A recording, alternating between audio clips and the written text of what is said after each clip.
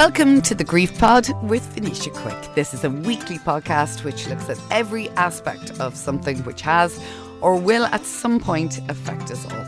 And that is grief. Whether you've lost a loved one or about to lose someone you know, or perhaps you're simply trying to help someone navigate their grief and don't know where to start or what to say, then perhaps this is the podcast for you. Each week I'll be bringing you different stories and experiences of loss, love, hope and at times humour. Emma Fogarty is a writer, activist and advocate living with EB, or butterfly skin as many of us know it. Thanks to her advocacy, Emma is the oldest living Irish person with her form of the condition, having surpassed all the odds. Now, her book, Being Emma, is Living My Best Life with Butterfly Skin. It's a story of huge bravery and perseverance, and Emma joins me on this week's episode. Emma, thank you for coming on. Thank you for having me, Venetia. Would you start by telling us exactly what butterfly skin is and how it affects you every single day of your life? Well, to start, I suppose it's epidermolysis bullosa, or butterfly skin, means basically that my skin is fragile as the wings of a butterfly. So 80% of my body is covered in open wounds. And when I say open wounds, doctors describe it as third-degree burns, similar to third-degree burns. And those wounds have to be changed every day. Wow. Which takes 4 hours. But I mean, if I was walking down the street, and which often happens, you know, that you bump into someone with a handbag and your handbag would bump off you or something, that handbag simply alone would tear the skin off my arm. So, my skin is extremely fragile. So, we have to be very careful and mindful and be aware of our surroundings, kind of thing. Yeah, 4 hours every single day. 4 hours. Except Christmas Day. I suppose it's 4 hours every second day and then 2 hours every other day. And that has been your life since you were born, That's pretty my much. life. Yeah. Wow. Yeah. So that's, I mean, that is what we take for granted, those of us without your condition. Little things like being able to go on the beach or, Yes. you know, wearing what clothes we want. Those are things you can't do. No, I can't do that. I've never felt sand under my feet. I've never been there's those big wheelchair for the beaches, and you can go on them, but it's not the same. It's not the same way at all. And you can go shopping and you can do all those things, but I should be very wary. And can you hug people, Emma? I can hug people, but again, they have to be aware of being gentle, of being careful. But I suppose when people see me, they kind of know to be careful and just to take it that bit easier with me, I suppose. Yeah. Now, 70%, would that be right? 70% of your body is bandaged? About 80, I'd say, 80%. a bit more, yeah. But my face and my neck and my stomach are the only good parts, really. Okay. That I wouldn't have bandaged. So this is obviously something that has involved your whole family, your whole life, your mum, your dad, your sister Catherine. So for your mum had a perfectly healthy pregnancy. There was no expectation. There was no problems. No, she had all her scans and everything was fine. So no, there was no worries. Even during the labour, there was no worries. So everything was fine, everything was going smoothly. Yeah, and then you were born. And then I arrived, And how did it, was it immediate that you had? Yes, it was immediate. Condition? I was born with no skin on my left foot and right arm. And so it was obvious immediately that something was wrong. But I was born in Kilkenny. They didn't know immediately what was wrong. They had never heard, nobody had heard of EB. There was no dermatology for EB, dermatology doctor for EB. There was no nurse for EB, and there was no Debra Ireland. So we were totally on our own. They baptised me. my parents were there only, and it was a quick name pick out. They had two names picked, and Emma was one of them. So they had some idea, but yeah, it was. I was christened there, and I was rushed to Crumlin Hospital. And they baptised you because they thought you weren't going to live. Yeah, Wow. they thought they told my parents, and bear in mind, my mother was 25, my dad was 27, and they told my parents that I wouldn't survive a week, and it would be better off if I didn't. Wow. Wow. So, Yeah, but yeah. obviously, Imagine saying that to a parent. that's horrendous. I mean, the doctors, they said you wouldn't live for that long. Yeah. How did that affect your mum and dad bringing you home? They didn't get to bring me home until 3 months later. So the doctors even wanted to hold me on for longer because they really didn't think I would survive, and they wanted to keep me and I suppose help me as best they could. But even then, they didn't really know what that was. So yeah, so it wasn't easy for my parents. And then my parents were insistent. They were like, "We want to bring her home. That's it." And it was basically kind of good luck to you, and that's it, and we'll hand her over. And at that time, there was no bandages in Ireland for EB. So wounds were totally open to the air. And they were told to put citron powder on my wounds. Wow. And it must be very scary for them. Yeah. And obviously they're, from the way you talk about them in the book and your extended family, they're obviously incredible. Yeah. Has there ever been a sense of what could have been, perhaps, had you not been born with this condition, from either your perspective or your parents? My parents, no, they don't ever say anything, had I been born without EB, or had I not been born. I mean, had I not been born with EB, all our lives would have been totally different. But for me, I do believe EB has robbed me of a future, has robbed me of the life I should have lived. I mean, I will never hold down a career. I will never walk down the aisle with my father by my side. I will never have children. I will never sit down on a Saturday night and watch movies with my family. That will never happen for me. And that has all been stolen because of EB. And I do think a lot about that. And my heart breaks for that Emma who has lost everything. Yeah, that's a huge pain aside from your physical pain to carry. Exactly. But you never come across, as in your interviews and in your book and when you're talking to people, as having a sort of why me perspective. No, I don't. Yeah. No, there's no point in saying why me. I'm sure I've said it over the years to my parents or whoever, but there's no point in saying why me, because why anyone else? Why your neighbor? Why, it's just something that happened, and I have to live with the cards I've been dealt.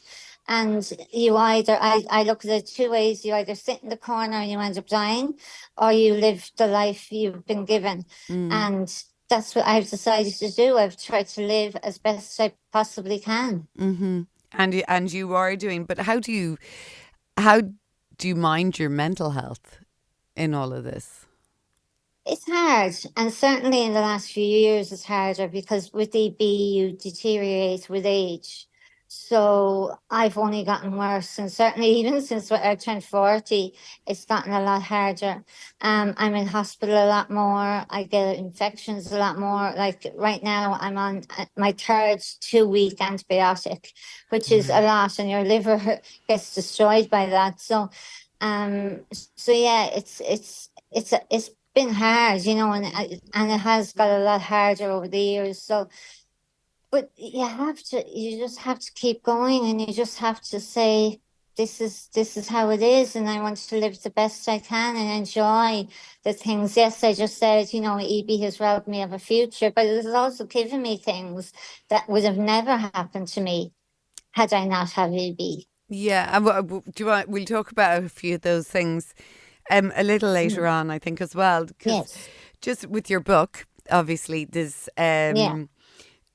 there are some parts of the book where there's beautiful memories with your family and your trips to Florida and, you know, all the different things, your time in primary school, for example. But there are Yes. parts of the book that are incredibly sad and are difficult to read, I think. And I'm thinking in particular of your time in secondary school, Yeah. where you'd gone from sort of primary school where kids were open and they knew and they were accepting as they Yeah. should be, Yes. and parents were accepting as they should be. But Yes. Yes. you went from that to not only having to deal with your day-to-day pain, but also emotional and psychological pain, the way you were treated by other Extremely. kids. Yes. Yes.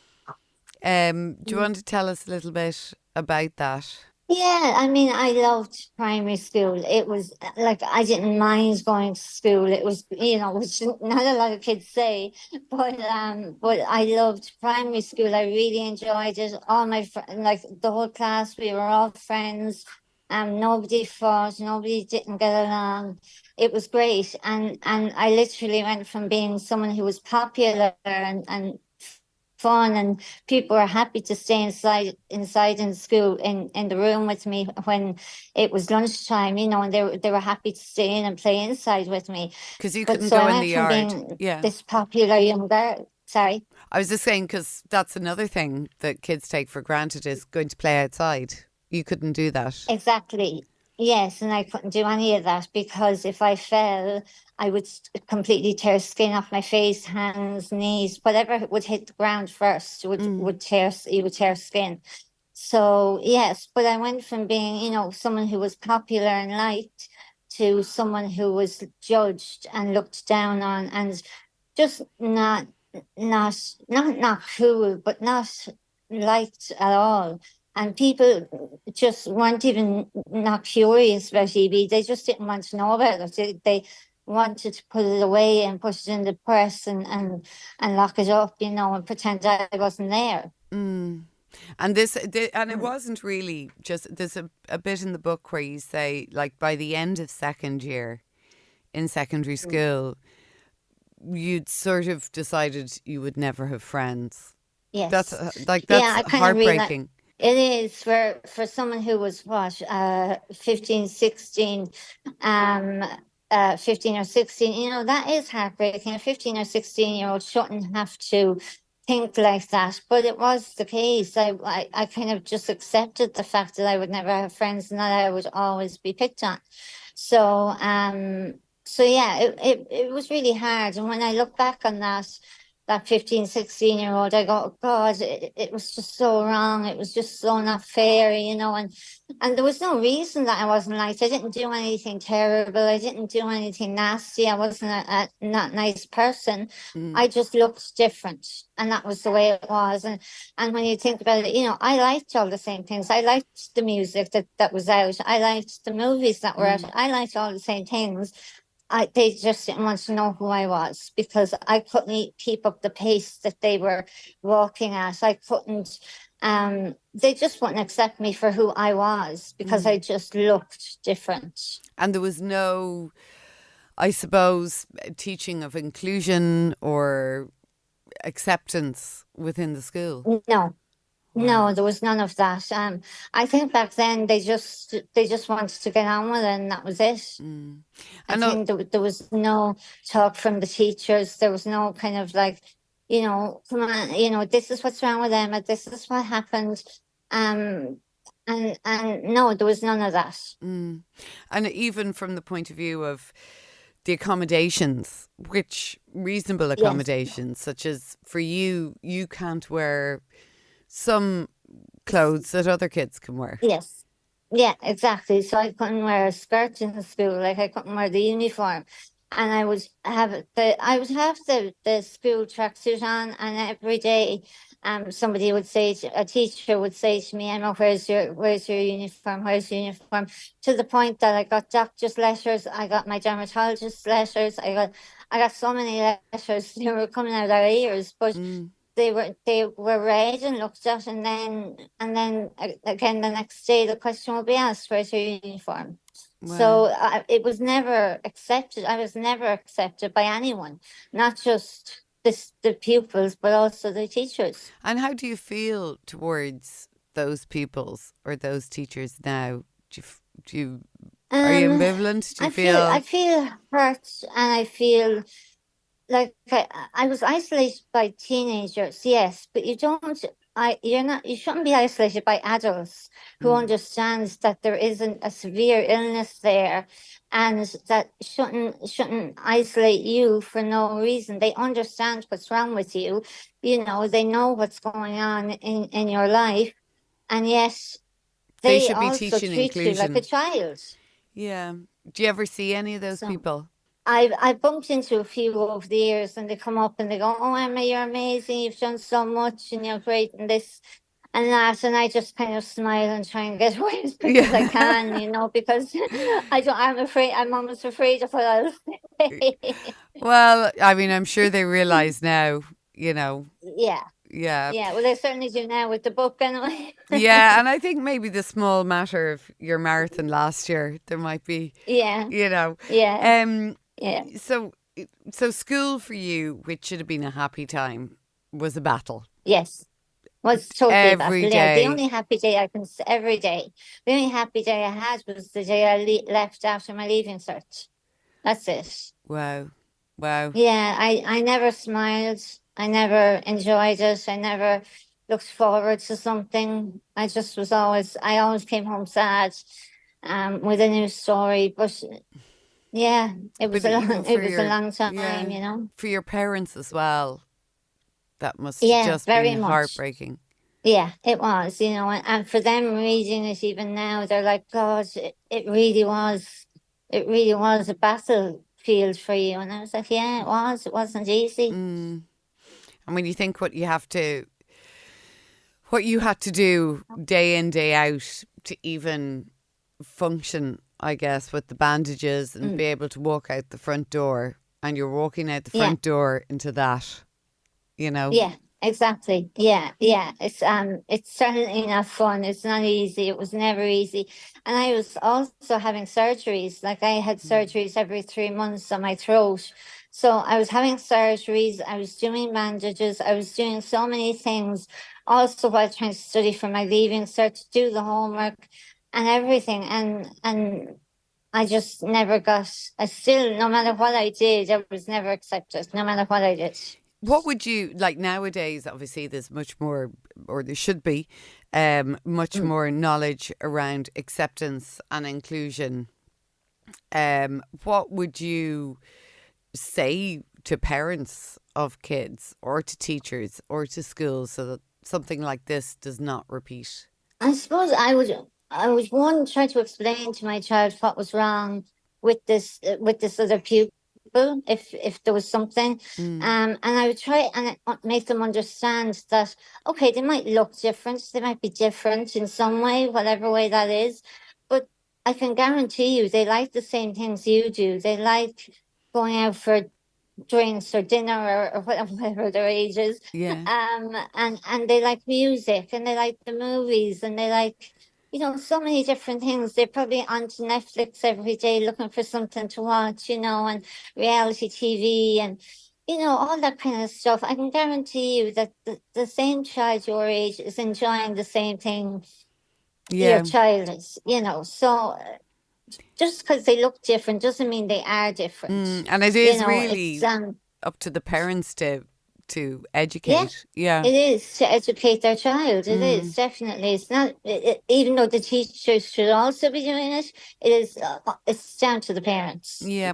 Now, one of the people, and I mean, there's one of the people that you met through having EB was Bobby. Yes, my Um, Bobby. Yes. you're Bobby, and would you talk to us a little bit about Bobby? Yeah, my parents, so they my nana actually, we were all looking for someone who we could relate to, someone who had EB or someone who had a child with EB that we could relate to, who could talk to us, give us guidance, give us tips, whatever it may be.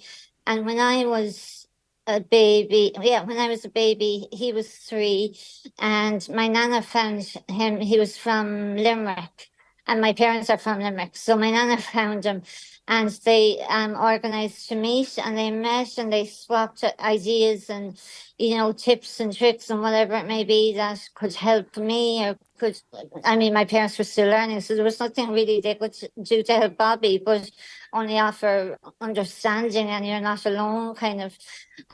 So that's when I suppose the official meeting was.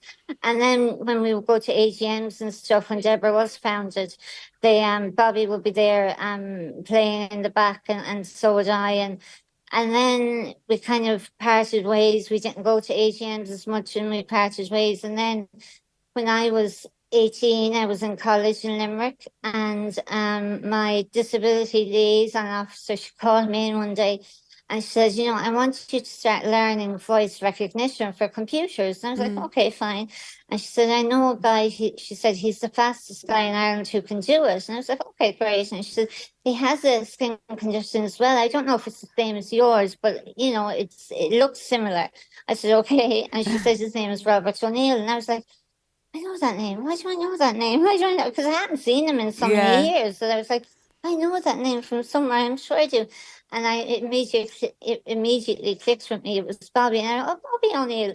And she laughed and she said, okay, I'm not going to ask how you know him as Bobby. And I was like, what do you mean? I was totally innocent in this. I was like, what do you mean? Yeah. And so that's where we kind of met again, and we started texting immediately, and we got on like a house on fire. And then you and Bobby were best friends. And then on Yeah, your birthday, yes. sadly, Bobby died. Yeah, I was 25. He was diagnosed with cancer for the 7th time. And he passed away on my birthday. He was diagnosed in February, but he was told he would have 8 months to a year. So we didn't expect it at all. And the last time I saw him, it was a Monday, and he passed on a Thursday. But when I saw him on the Monday, he looked really well. He looked quite good, and he looked okay. He was up and about. And he died. Yeah, he passed away on my birthday. And the same day, actually, I got him Michael Jackson tickets for the concert. It was his last. Remember the final tour Yeah. that Michael Jackson was doing? And I got him tickets for us all to go. Him, his sister, me, and a mutual friend of ours, and we were all going. And Michael Jackson also passed away on that day. Wow. And Bobby was a huge fan, huge, Yeah. huge fan. And that, I suppose, for you, aside from losing your best friend and somebody you'd known for so many years and all the grief that comes with that, you lost somebody that has the same condition as you did. Yes. So Yeah, and that was how difficult yeah. is that? It must amplify the whole thing. Yeah, it was so hard because I was watching my best friend die, which is hard in itself. But then I felt like at that time, I mean, I was only 25, and I felt at that time that I was watching my own future unfold in that situation. And 3 weeks after he passed, I got cancer for the first time. Yeah. Does for you, have obviously you've physical pain every day. You've had cancer. How, like, are you scared of dying? Does it scare you? I Yeah, I think it does. I'm only 41. It's certainly not time, and I don't feel ready to go. But yeah, I don't want to go. I feel like there's so much to be done here in Ireland and across the world for EB and all disabilities, especially rare disabilities. I just think, yeah, I I don't think I'll ever be, I don't think anyone is ready for dying, but I'm certainly not. And it's certainly something I look at and think, my parents, they'll pass away someday, either before or after me. And then I've one sister, and I often think of her and think she'll be on her own, and she'll have extended family, yes, but she won't have any immediate family. Now she recently got engaged, which Oh, is amazing, but congratulations. yeah, but it's not the same. Do you know what I mean? She'll never Yeah. have her big sister there to hold her hand when she needs And it. you two are very close as well, aren't you? We're Yeah. very close. We really get along, and yeah. No, she tried to definitely kill me when we were children. There was a 10-year gap there, and obviously she was a toddler and I was 10, 11, 12, and yeah, she just beat me up every day because she didn't understand GB, obviously. Yeah. But no, we're very close now. 300 people or thereabouts in Yeah, Ireland have the same condition. And yeah, there's no cure. no. Um, Tell me about the work of Debra Ireland, what they do, how crucial they are to giving not only you guys support, but your family support Yeah. and raising Well, awareness, there's I guess, as 300. well. There's 300 people in Ireland with all forms of EB. With my form, there's about 7 people with my form of EB. And Deborah Ireland are crucially important. I mean, yes, the research they do is huge, and it's very proud for me to say, we're one of the largest Debras in the world to fund research, which is great. Which is crucial. I mean, I don't think it would be a one size fits all cure, but there will be something. And even when you don't have a cure, there's treatments coming along the way, which is also so important. I mean, whether it be a cream for your wounds or a painkiller or whatever you need. Mm. But also, yes, I believe the family support is vital. I mean, I'm 41. I have gone through everything. I've gone through hell and back to get to 41. And yes, you need support. You can't do this on your own. And my family can't do this on their own. They need support. And yes, we have the support of our families, which is great too. And they understand DB, but nobody really grasps it, until Mm. you learn about it, until you see it, or until whatever it is you need to do. So yeah, family support is just someone to offload on. I mean, you can't tell your biggest fears to your best friend, your mother or your father, or your sister or anything. Mm. You just need someone to offload on, and for that person to go home and put their feet up and have a glass of wine because they just get to walk away from the situation. But Mm-hmm. if I told my mother my biggest fears, she'd be Yeah, traumatized, well, she's your so mum. you don't want to do that. Yeah, Yeah. exactly. So you don't want to do that, So, and then as well, we're fighting at the moment a lot for community nurses to go into the homes of families. Like there's parents out there still doing their children's bandages. So when the child, whatever age they may be, sees their mother coming, our father coming along to do their bandages, they are a villain immediately. They are Mm. seen as a scary person, as they're going to cause me pain now, they're going to hurt me, they're going to do this, that, and the other. So they need nurses to come into the house and just do the bandages. And we need someone to coordinate that and get that moving, because that's seriously important. Mm-hmm. I mean, you do not want parents going away, walking from that situation, thinking my child hates me because I just had to Because they help them get represent the better. daily sort of trauma. Yeah, Yeah. yeah, exactly. So we need a lot of help.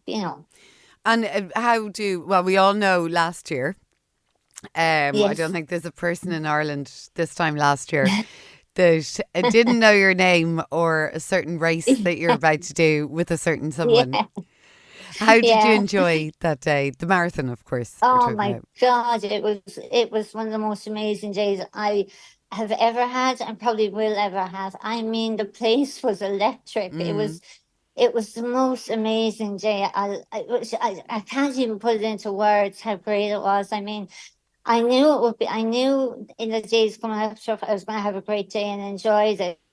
But oh my God, I never realized how extraordinary it was. How many people would come out screaming for you, whoever you were, whether you were Joe Supran down the middle road, whether you were Colin Farrell running on the road as well, or if you were me in a wheelchair, not even running, but they were cheering you along either way.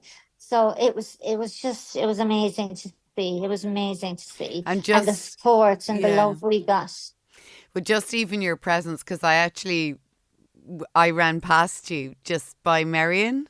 Oh, did you? Yeah, and Okay. you were there, and I think your presence gave so much, I suppose, joy, and you just inspired so many people, because before Oh, that, thank you. obviously, people knew your story and Yeah. had learned a lot more about what you live with day to day. So Yes. when people Yeah. were feeling a bit tired or sore, or, you inspired people Yeah. to keep Yeah. going, which was No, thank you. lovely. That means a lot. It was Um, amazing. And I remember a man came up to me, it could have been a good 6 months later, and he said, congratulations, you really lifted the country. And just that short sentence it just made me feel so proud, and proud to be Irish because of the support we got. I mean, to reach 1 million, it was amazing. €1 million was amazing. and how will that money obviously will go towards the nurses coming into the Yeah, houses? it will. I mean, yeah, right now we are prioritizing the nursing care for families, because that's what needs to be the most important thing right now. I mean, my mum was doing my bandages up till I was 32. And that shouldn't have been the way at all. Whereas, and as I said, parents are still doing it now. So that is, to me, is the most important situation we have to deal with at the moment, is getting nurses into homes. Now, in the forward of your book, Colin Farrell, who of course you ran the marathon with, he Yeah. said it's not that you're still alive that's the miracle, it's how you've chosen to live your life in the face of such adversity that's the miracle. How do you relate to that sentiment? So, but that sentence, I Yeah, to that suppose, yeah, sentiment, I because it's suppose, beautiful. yeah.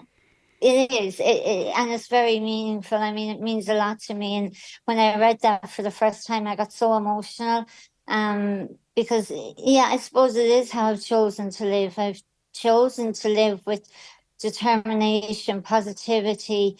I can do this. The idea of, let me try. If I try once and I succeed, great. If I try and it doesn't happen, okay, fine. At least I've tried. So no, that meant the world to me. I mean, the whole foreword meant so much to me.